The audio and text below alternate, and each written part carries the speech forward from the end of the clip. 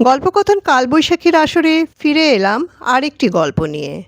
আজ আপনাদের শোনাতে চলেছি কথা সাহিত্যিক শরৎচন্দ্র চট্টোপাধ্যায়ের লেখা গল্প লালু।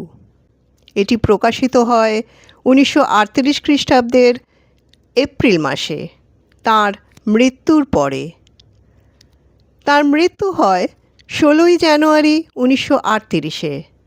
আজ তাঁর প্রয়াণ দিবসে তাঁর প্রতি শ্রদ্ধার্ঘ আমাদের এই পরিবেশনা। শুরু করছি লালু গল্পের প্রথম অংশ। ছেলেবেলায় আমার এক বন্ধু ছিল, তার নাম লালু। অর্ধ শতাব্দী পূর্বে, অর্থাৎ সে এতকাল পূর্বে যে তোমরা ঠিকমতো ধারণা করতে পারবে না, আমরা একটি ছোট বাংলা স্কুলের এক ক্লাসে পড়তাম। আমার বয়স তখন 10-11। মানুষকে ভয় দেখাবার, জব্দ করবার কত কৌশলই যে তার মাথায় ছিল তার ঠিকানা নেই। ওর মাকে রবারের সাপ দেখিয়ে একবার এমন বিপদে ফেলেছিল যে তিনি পা মচকে প্রায় 7-8 দিন খুঁড়িয়ে চলতেন। তিনি রাগ করে বললেন ওর একজন মাস্টার ঠিক করে দিতে। সন্ধেবেলা এসে পড়াতে বসবেন, ও আর উপদ্রব করবার সময় পাবে না। শুনে লালুর বাবা বললেন, না, তার নিজের কখনো মাস্টার ছিল না। নিজের চেষ্টায় অনেক দুঃখ সয়ে লেখাপড়া করে এখন তিনি একজন বড় উকিল। ইচ্ছে ছিল ছেলেও যেন তেমনি করেই বিদ্যা লাভ করে।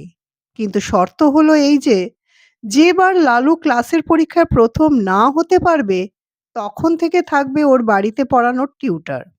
সে যাত্রা লালু পরিত্রাণ পেলে, কিন্তু মনে মনে রইল ও মার ওপরে চোটে, কারণ উনি তাঁর ঘাড়ে মাস্টার চাপানোর চেষ্টায় ছিলেন।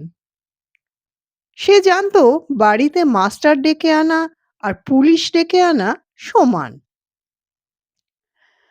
লালুর বাপ ধনী গৃহস্থ। বছর কয়েক হলো পুরনো বাড়ি ভেঙে তেতলা বাড়ি করেছেন। সেই অবধি লালুর মায়ের আশা গুরুদেবকে বাড়িতে এনে তার পায়ের ধুলো নেন।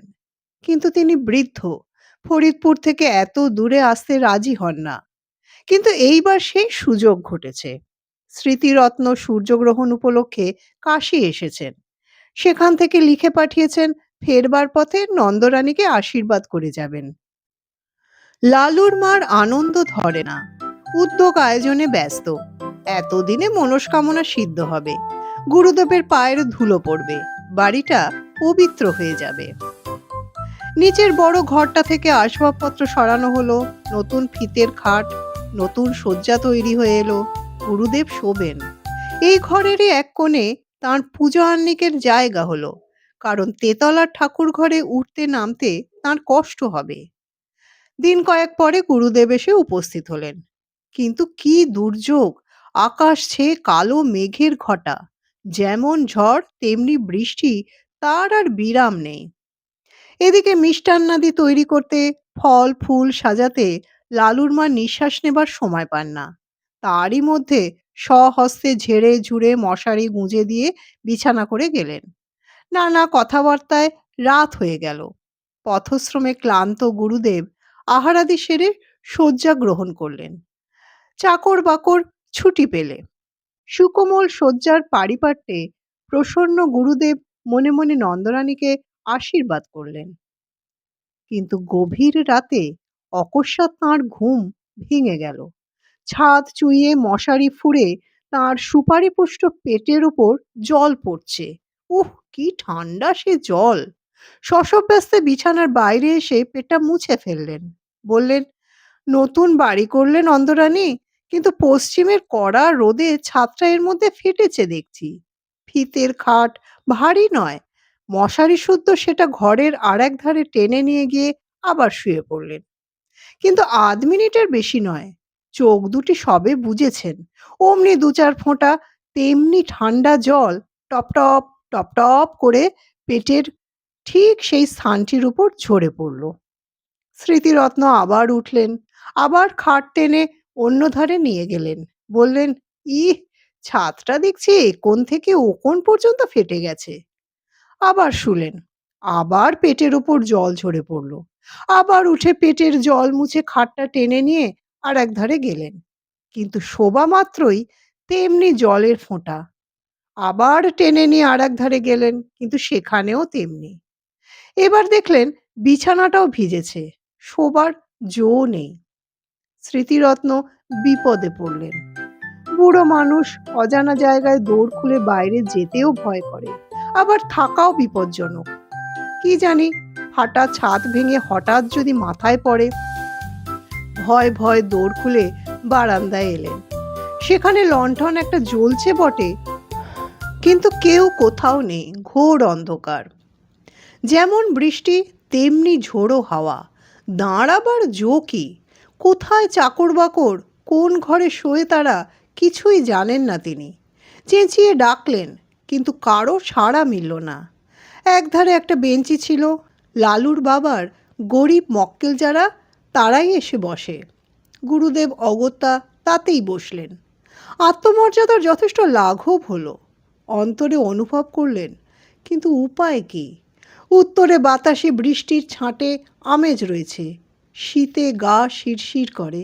কোঁচার খুঁটটা গায়ে জড়িয়ে নিয়ে পা দুটি যথাসম্ভব উপরে তুলে যথাসম্ভব আরাম পাবার আয়োজন করে নিলেন।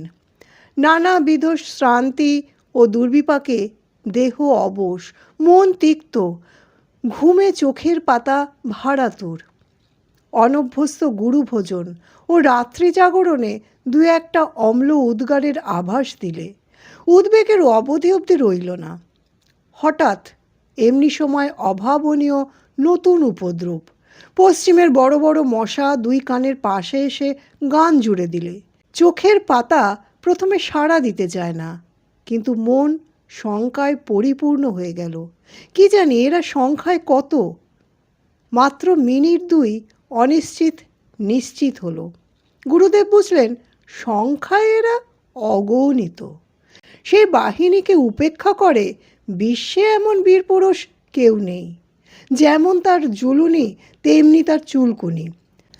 স্মৃতিরত্ন দ্রুত স্থান ত্যাগ করলেন, কিন্তু তারা সঙ্গ নিলে। ঘরের মধ্যে জলের মধ্যে যেমন, ঘরের বাইরে মশার জন্য তেমন। হাত পায়ের নিরন্তর আক্ষেপে, গামছার সঘন সঞ্চালনে কিছুতেই তাদের আক্রমণ প্রতিহত করা যায় না। স্মৃতিরত্নে এপাশ থেকে ওপাশে ছুটে বেড়াতে লাগলেন। শীতের মধ্যেও তার গায়ে ঘাম দিলে। ইচ্ছে হলো ডাক ছেড়ে চেঁচান, কিন্তু নিতান্ত বালকোচিত হবে ভেবে বিরত রইলেন। কল্পনায় দেখলেন নন্দরানীর সুকোমল শয্যায় মশারির মধ্যে আরামে নিদ্রিত। বাড়ির যে যেখানে আছে পরম নিশ্চিন্তে সুপ্ত, শুধু তাঁর ছোটাছুটিরই বিরাম নেই। কোথাকার ঘড়িতে 4টে বাজল। বললেন, কামড়া বেটারা, যত পারিস কামড়া, আমি আর পারি নে। বলেই বারান্দার এক কোণে পিঠের দিকটা যতটা সম্ভব বাঁচিয়ে ঠেস দিয়ে বসে পড়লেন। বললেন, সকাল পর্যন্ত যদি প্রাণটা থাকে তো এই দুর্ভাগা দেশে আর না। যে গাড়ি প্রথমে পাবো সেই গাড়িতে দেশে পালাবো। কেন যে এখানে আসতে মন চাইতো না তার হেতু বোঝা গেল। দেখতে দেখতে সর্বসন্তাবহর নিদ্রায় তার সারা রাত্রির সকল দুঃখ মুছে দিলে। স্মৃতিরত্ন অচেতন প্রায় ঘুমিয়ে পড়লেন। এদিকে নন্দরানী ভোর না হতেই উঠেছেন। গুরুদেবের পরিচর্যায় লাগতে হবে। রাত্রে গুরুদেব জলযোগ মাত্র করেছেন, যদিচ তা গুরুতর, তবু মনের মধ্যে ক্ষোভ ছিল। খাওয়া তেমন ভালো হয় নাই। আজ দিনের বেলা নানা উপাচারে তা ভরিয়ে তুলতে হবে। নিচে নেমে এলেন, দেখেন দোর খোলা। গুরুদেব তাঁরা আগে উঠেছেন ভেবে একটু লজ্জা বোধ হলো। ঘরের মধ্যে মুখ বাড়িয়ে দেখেন তিনি নেই। কিন্তু এ কি ব্যাপার? দক্ষিণ দিকের খাট উত্তর দিকে, তার ক্যাম্বিসের ব্যাগটা জানলা ছেড়ে মাঝখানে নেমেছে। কোষাকুষি, আসন প্রভৃতি পূজা আহ্নিকের জিনিসপত্রগুলো সব এলোমেলো, স্থানভ্রষ্ট। কারণ কিছুই বুঝলেন না। বাইরে এসে চাকরদের ডাকলেন, তারা কেউ তখনও ওঠেনি। তবে একলা গুরুদেব গেলেন কোথায়? হঠাৎ দৃষ্টি পড়ল, ওটা কি? এক কোণে আলো অন্ধকারে মানুষের মতো কি একটা বসে না? সাহসে ভর করে একটু কাছে গিয়ে ঝুঁকে দেখেন তাঁর গুরুদেব। অব্যক্ত আশঙ্কায় চেঁচিয়ে উঠলেন, ঠাকুরমশাই, ঠাকুরমশাই! ঘুম ভেঙে স্মৃতিরত্ন চোখ মেলে চাইলেন, তারপর ধীরে ধীরে সোজা হয়ে বসলেন। নন্দরানী ভয়, ভাবনায়, লজ্জায় কেঁদে ফেলে জিজ্ঞাসা করলেন, ঠাকুরমশাই, আপনি এখানে কেন? স্মৃতিরত্ন উঠে দাঁড়িয়ে বললেন, সারা রাত দুঃখের আর পার ছিল না যে মা। কেন বাবা? নতুন বাড়ি করেছো বটে মা, কিন্তু ছাদ কোথাও আর আস্ত নেই। সারা রাতের বৃষ্টি বাদল বাইরে তো পড়েনি, পড়েছে আমার গায়ের ওপর। খাট টেনে যেখানে নিয়ে যাই সেখানেই পড়ে জল। পাছে ছাদ ভেঙে মাথার ওপর পড়ে, পালিয়ে এলাম বাইরে। কিন্তু তাতেই কি রক্ষে আছে মা? পঙ্গপালের মতো ডাঁশ মশা ঝাঁকে ঝাঁকে সমস্ত রাত্রি যেন খুবলে খেয়েছে। এধার থেকে ছুটে ওধারে যাই, আবার ওধার থেকে ছুটে এধারে আসি। গায়ের অর্ধেক রক্ত বোধ করি আর নেই মা। বহু প্রয়াস, বহু সাধ্য সাধনায় ঘরে আনা বৃদ্ধ গুরুদেবের অবস্থা দেখে নন্দরানীর দু চোখ অশ্রু সজল হয়ে উঠল। বললেন, কিন্তু বাবা, বাড়িটা যে তেতলা, আপনার ঘরের উপর আরও যে দুটো ঘর আছে, বৃষ্টির জল তিনটে ছাদ ফুঁড়ে নামবে কি করে? কিন্তু বলতে বলতেই তার সহসা মনে হলো, এ হয়তো ওই শয়তান লালুর কোনো রকম শয়তানি বুদ্ধি। ছুটে গিয়ে বিছানা হাতড়ে দেখেন মাঝখানে চাদর অনেকখানি ভিজে এবং মশারি বেয়ে ফোঁটা ফোঁটা জল ঝরছে। তাড়াতাড়ি নামিয়ে দিয়ে দেখতে পেলেন ন্যাকড়ায় বাঁধা এক চাঙড় বরফ। সবটা গলেনি, তখনও এক টুকরো বাকি আছে। পাগলের মতো ছুটে বাহিরে গিয়ে চাকরদের যাকে সুমুখে পেলেন চেঁচিয়ে হুকুম দিলেন, হারামজাদা লেলো কোথায়? কাজকর্ম চুলোয় যাকগে, বজ্জাতটাকে যেখানে পাবি মারতে মারতে ধরে আন। লালুর বাবা সেইমাত্র নিচে নামছিলেন। স্ত্রীর কাণ্ড দেখে হতবুদ্ধি হয়ে গেলেন। কি কাণ্ড করছো, হলো কি? নন্দরানী কেঁদে ফেলে বললেন, হয় তোমার ওই লেলোকে বাড়ি থেকে তাড়াও, না হলে আজই আমি গঙ্গায় ডুবে এ মহাপাতকের প্রায়শ্চিত্ত করব। কি করলে সে? বিনা দোষে গুরুদেবের দশা কি করেছে চোখে দেখো গে। তখন সবাই গেলেন ঘরে। নন্দরানী সব বললেন, সব দেখালেন। স্বামীকে বললেন, এ দস্যি ছেলেকে নিয়ে ঘর করব কি করে তুমি বলো? গুরুদেব ব্যাপারটা সমস্ত বুঝলেন। নিজের নির্বুদ্ধিতায় বৃদ্ধ হা হা করে হেসে ফেললেন। লালুর বাবা আর একদিকে মুখ ফিরিয়ে দাঁড়িয়ে রইলেন। চাকররা এসে বললে, লালুবাবু কোঠি মে নেই হ্যাঁ। আর একজন এসে জানালে সে মাসিমার বাড়িতে বসে খাবার খাচ্ছে, মাসিমা তাকে আসতে দিলেন না। মাসিমা মানে নন্দর ছোট বোন, তার স্বামীও উকিল, সে অন্য পাড়ায় থাকে। এরপরে লালু দিন 15 আর এ বাড়ির ত্রিসীমানায় পা দিলে না। শুনতে থাকুন লালু গল্পের দ্বিতীয় অংশ। তার ডাকনাম ছিল লালু। ভালো নাম অবশ্য একটা ছিলই, কিন্তু মনে নেই।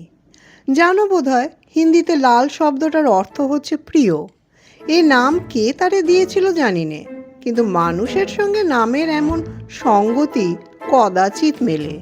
সে ছিল সকলের প্রিয়। স্কুল ছেড়ে আমরা গিয়ে কলেজে ভর্তি হলাম। লালু বললে সে ব্যবসা করবে। মায়ের কাছে 10 টাকা চেয়ে নিয়ে সে ঠিকাদারি শুরু করে দিলে। আমরা বললাম, লালু তোমার পুঁজি তো 10 টাকা। সে হেসে বললে, আর কত চাই, এই তো ঢের। সবাই তাকে ভালোবাসত, তার কাজ জুটে গেল। তারপরে কলেজের পথে প্রায়ই দেখতে পেতাম লালু ছাতি মাথায় জন কয়েক কুলি মজুর নিয়ে রাস্তার ছোটোখাটো মেরামতির কাজে লেগেছে। আমাদের দেখে হেসে তামাশা করে বলতো, যা যা দৌড়ো, পার্সেন্টেজের খাতায় এখনই ঢেড়া পড়ে যাবে। আরও ছোটোকালে যখন আমরা বাংলা স্কুলে পড়তাম, তখন সে ছিল সকলের মিস্ত্রি। তার বইয়ের থলির মধ্যে সর্বদাই মজুদ থাকতো একটা হামানদিস্তার ডাঁটি, একটা নড়ুন, একটা ভাঙা ছুরি, ফুটো করবার একটা পুরনো তুরপুনের ফলা, একটা ঘোড়ার নাল। কি জানি কোথা থেকে সে এসব সংগ্রহ করেছিল, কিন্তু এ দিয়ে পারত না সে এমন কাজ নেই। স্কুল শুদ্ধ সকলের ভাঙা ছাতি সারানো, স্লেটের ফ্রেম আটা, খেলতে ছিঁড়ে গেলে তখনই জামা কাপড় সেলাই করে দেওয়া, এমন কত কি। কোনো কাজে কখনো না বলতো না, আর করতো চমৎকার। একবার ছট পরবের দিন কয়েক পয়সার রঙিন কাগজ আর শোলা কিনে কি একটা নতুন তৈরি করে সে গঙ্গার ঘাটে বসে প্রায় 2.5 টাকার খেলনা বিক্রি করে ফেললো।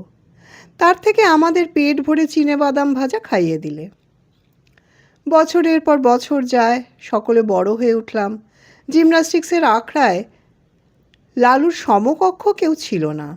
তার গায়ে জোর ছিল যেমন অসাধারণ, সাহস ছিল তেমনি অপরিসীম। ভয় কারে কয় সে বোধ করি জানতো না। সকলের ডাকেই সে প্রস্তুত, সবার বিপদেই সে সকলের আগে এসে উপস্থিত। কেবল তার একটা মারাত্মক দোষ ছিল, কাউকে ভয় দেখাবার সুযোগ পেলে সে কিছুতে নিজেকে সামলাতে পারত না। এতে ছেলে বুড়ো গুরুজন সবাই তার কাছে সমান। আমরা কেউ ভেবে পেতাম না ভয় দেখাবার এমন সব অদ্ভুত ফন্দি তার মাথায় এক নিমেষে কোথা থেকে আসে। দু একটা ঘটনা বলি। পাড়ার মনোহর চাটুর্যের বাড়ি কালী পুজো। দুপুর রাতে বলির ক্ষণ বয়ে যায়, কিন্তু কামার অনুপস্থিত। লোক ছুটল ধরে আনতে, কিন্তু গিয়ে দেখে সে পেটের ব্যথায় অচেতন। ফিরে এসে সংবাদ দিতে সবাই মাথায় হাত দিয়ে বসল। উপায়? এত রাত্রে ঘাতক মিলবে কোথায়? দেবীর পুজো পণ্ড হয়ে যাবে যে। কে একজন বলল, পাঁঠা কাটতে পারে লালু। এমন অনেক সে কেটেছে। লোক দৌড়লো তার কাছে। লালু ঘুম ভেঙে উঠে বসল, বললে, না। না কি গো, দেবীর পূজায় ব্যাঘাত ঘটলে সর্বনাশ হবে যে। লালু বললে, হয় হোক গে, ছোটবেলায় ও কাজ করেছি, কিন্তু এখন আর করব না। যারা ডাকতে এসেছিল তারা মাথা কুটতে লাগলো। আর 10-15 মিনিট মাত্র সময়, তারপরে সব নষ্ট, সব শেষ। তখন মহাকালীর কোপে কেউ বাঁচবে না। লালুর বাবা এসে আদেশ দিলেন যেতে। বললেন, ওরা নিরুপায় হয়ে এসেছেন, না গেলে অন্যায় হবে, তুমি যাও। সে আদেশ অমান্য করার সাধ্য লালুর নেই। লালুকে দেখে চাটুর্য মশাইয়ের ভাবনা ঘুচল। সময় নেই। তাড়াতাড়ি পাঁঠা উৎসর্গিত হয়ে কপালে সিঁদুর, গলায় জবার মালা পরে হাঁড়ি কাঠে পড়ল।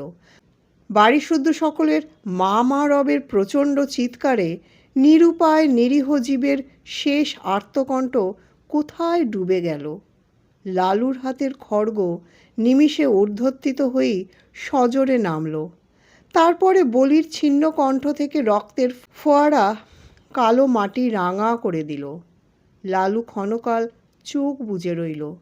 ক্রমশ ঢাক, ঢোল, কাঁসির সংমিশ্রণে বলির বিরাট বাজনা থেমে গেল। যে পাঁঠাটা অদূরে দাঁড়িয়ে কাঁপছিল, আবার তার কপালে চড়ল সিঁদুর, গলায় দুলল রাঙা মালা। আবার সেই হাঁড়ি কাঠ, সেই ভয়ঙ্কর অন্তিম আবেদন, সেই বহু কণ্ঠে সম্মিলিত মা মা ধ্বনি। আবার লালুর রক্তমাখা খাঁড়া ওপরে উঠে চক্ষের পলকে নিচে নেমে এলো।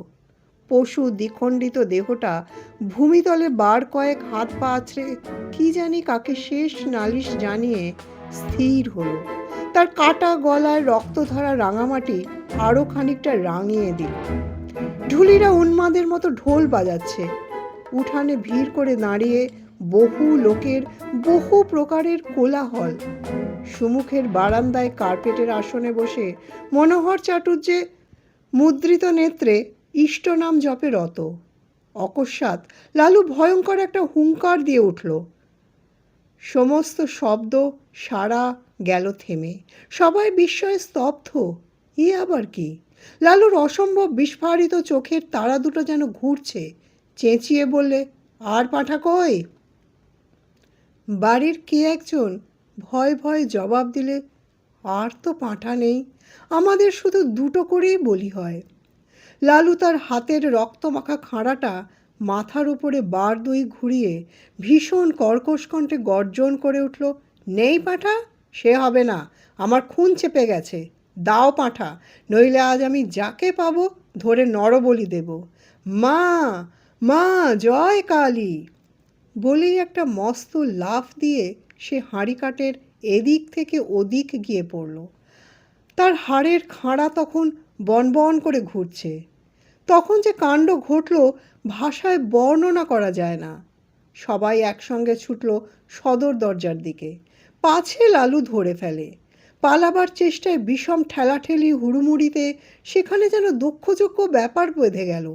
কেউ পড়েছে গড়িয়ে, কেউ হামাগুড়ি দিয়ে, কারো পায়ের ফাঁকের মধ্যে দিয়ে মাথা গুলিয়ে বেরোবার চেষ্টা করছে, কারো গলা কারো বগলের চাপের মধ্যে পড়ে দম আটকাবার মতো হয়েছে।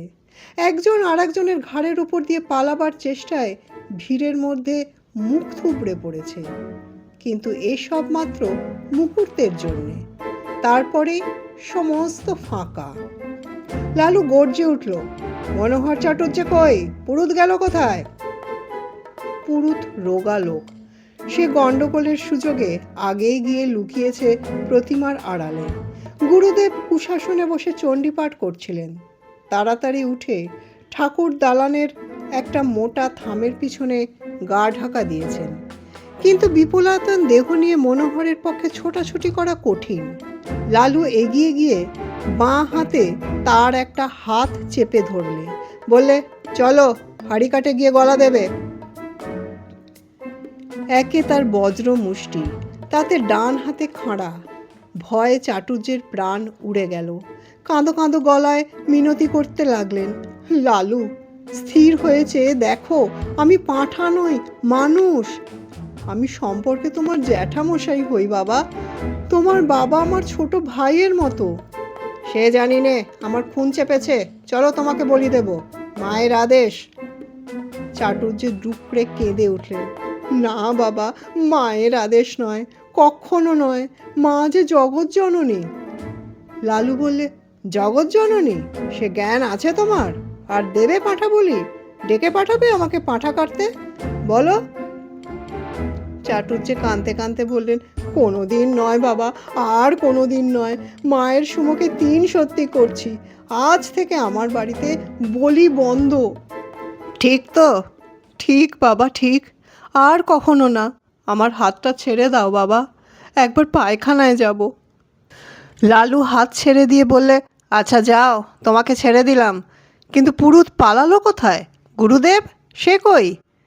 এই বলে সে পুনশ্চ একটা হুঙ্কার দিয়ে লাফ মেরে ঠাকুর দালানের দিকে অগ্রসর হতেই প্রতিমার পিছন ও থামের আড়াল হতে দুই বিভিন্ন গলায় ভয়ার্ত ক্রন্দন উঠল।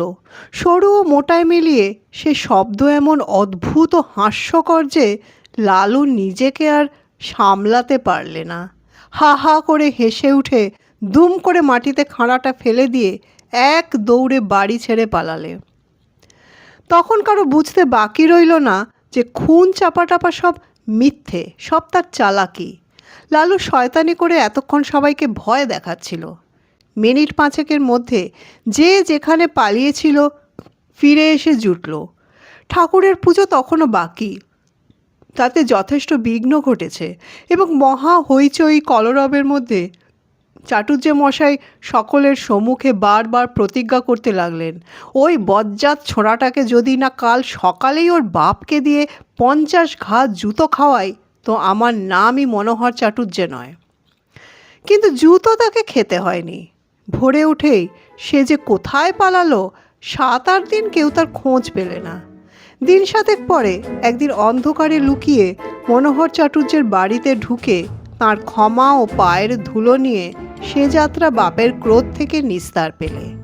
কিন্তু সে যাই হোক, দেবতার সামনে সত্য করেছিলেন বলে চাটুর্যে বাড়ির কালী পুজোয় তখন থেকে পাঁঠা বলি উঠে গেল। শুনুন লালু গল্পের তৃতীয় ও শেষ অংশ। আমাদের শহরে তখন শীত পড়েছে। হঠাৎ কলেরা দেখা দিলে। তখনকার দিনে ওলা ওঠার নামে মানুষে ভয়ে হতজ্ঞান হতো। কারো কলেরা হয়েছে শুনতে পেলে সে পাড়ায় মানুষ থাকতো না। মারা গেলে দাহ করার লোক মেলা দুর্ঘট হতো। কিন্তু সে দুর্দিনেও আমাদের ওখানে একজন ছিলেন যার কখনো আপত্তি ছিল না। গোপাল খুড়ো তার নাম। জীবনের ব্রত ছিল মরা পোড়ানো। কারো অসুখ শক্ত হয়ে উঠলে তিনি ডাক্তারের কাছে প্রত্যহ সংবাদ নিতেন। আশা নেই শুনলে খালি পায়ে গামছা কাঁধে তিনি ঘণ্টা ২ পূর্বেই সেখানে গিয়ে উপস্থিত হতেন। আমরা জনকয়েক ছিলেম তাঁর চেলা। মুখ ভার করে বলে যেতেন, ওরে, আজ রাত্রিটা একটু সতর্ক থাকিস, ডাকলে যেন সাড়া পাই।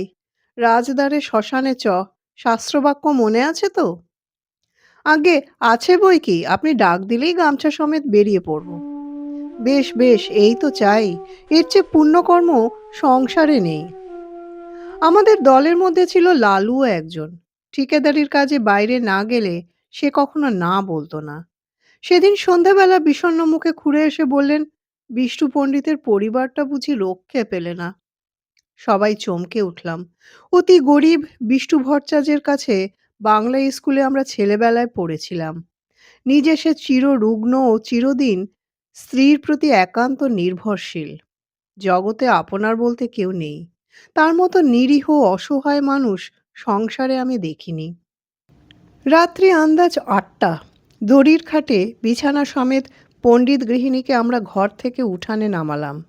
পণ্ডিত মশাই ফ্যাল ফ্যাল করে চেয়ে রইলেন।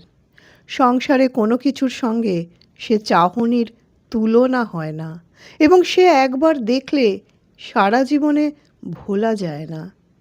মৃতদেহ তোলবার সময় পণ্ডিত মশাই আস্তে আস্তে বললেন, আমি সঙ্গে না গেলে মুখাগ্নির কি হবে? কেউ কিছু বলবার আগে লালু বলে উঠল, ও কাজটা আমি করব পণ্ডিত মশাই। আপনি আমাদের গুরু, সেই সম্পর্কে উনি আমাদের মা। আমরা সবাই জানতাম শ্মশানে হেঁটে যাওয়া তার পক্ষে অসম্ভব। বাংলা স্কুল মিনিট পাঁচেকের পথ। হাঁপাতে হাঁপাতে সেটুকু আসতেও তার আধ ঘন্টার বেশি সময় লাগতো।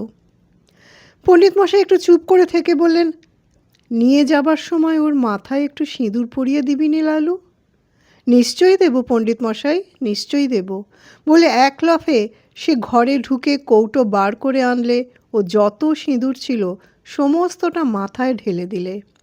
হরিবোল দিয়ে আমরা গৃহ হতে গৃহিণীর মৃতদেহ চিরদিনের মতো বার করে নিয়ে এলাম। পণ্ডিত মশাই খোলা দোরের চৌকাঠে হাত দিয়ে তেমনি চুপ করে দাঁড়িয়ে রইলেন। গঙ্গার তীরে শ্মশান অনেক দূর, প্রায় ক্রোশ তিনেক।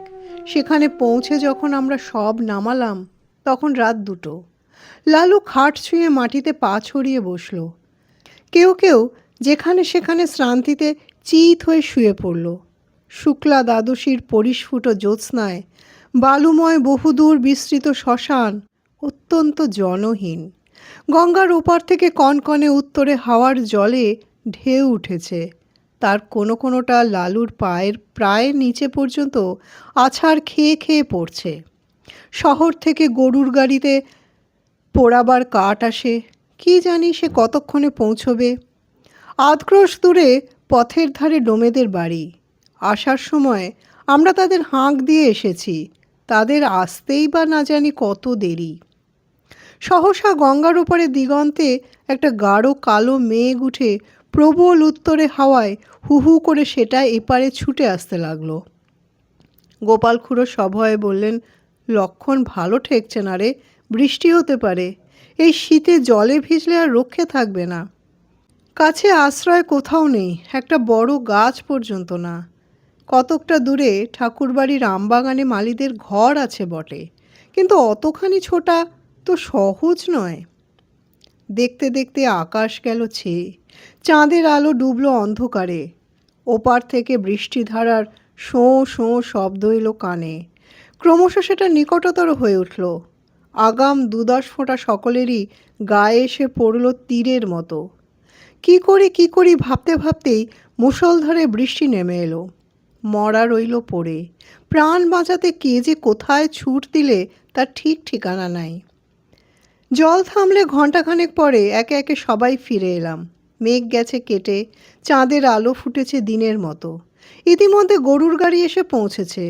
গাড়োয়ান কাঠ এবং শবদাহের অন্যান্য উপকরণ নামিয়ে দিয়ে ফিরে যাবার উদ্যোগ করছে, কিন্তু ডোমদের দেখা নাই।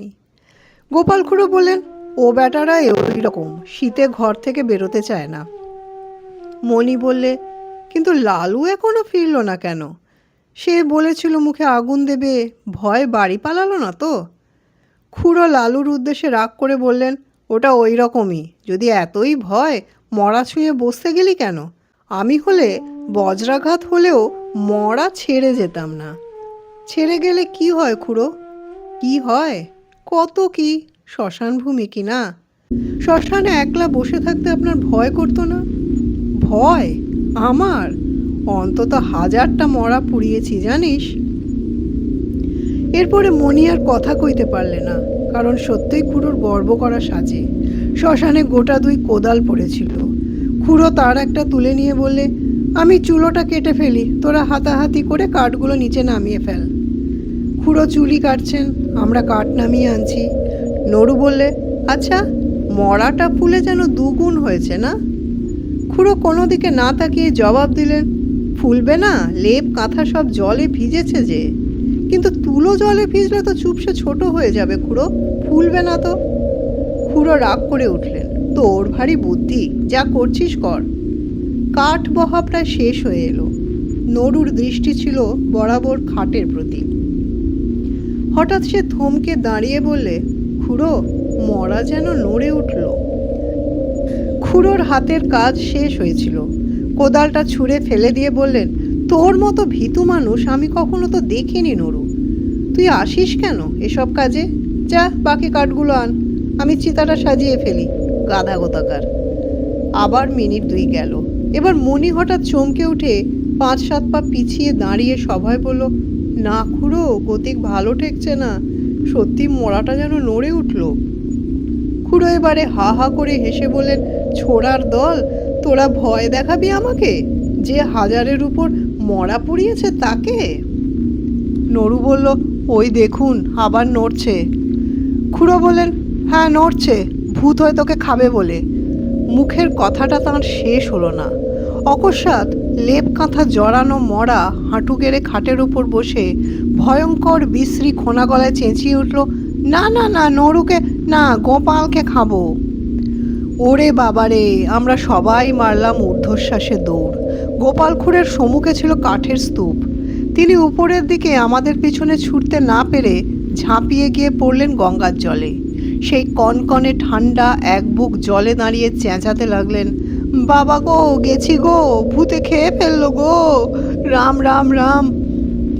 ওদিকে সেই ভূত তখন মুখের ঢাকা ফেলে দিয়ে চেঁচাতে লাগলো, ওরে নির্মল, ওরে মণি, ওরে নড়ু, পালাস নে রে, আমি লালু, ফিরে আয়, ফিরে আয়।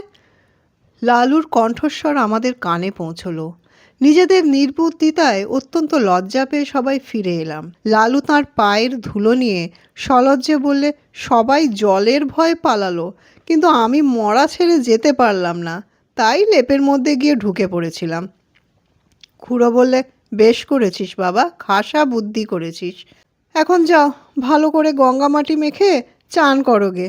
এমন শয়তান ছেলে আমি আমার জন্মে দেখিনি। তিনি কিন্তু মনে মনে তাকে ক্ষমা করলেন।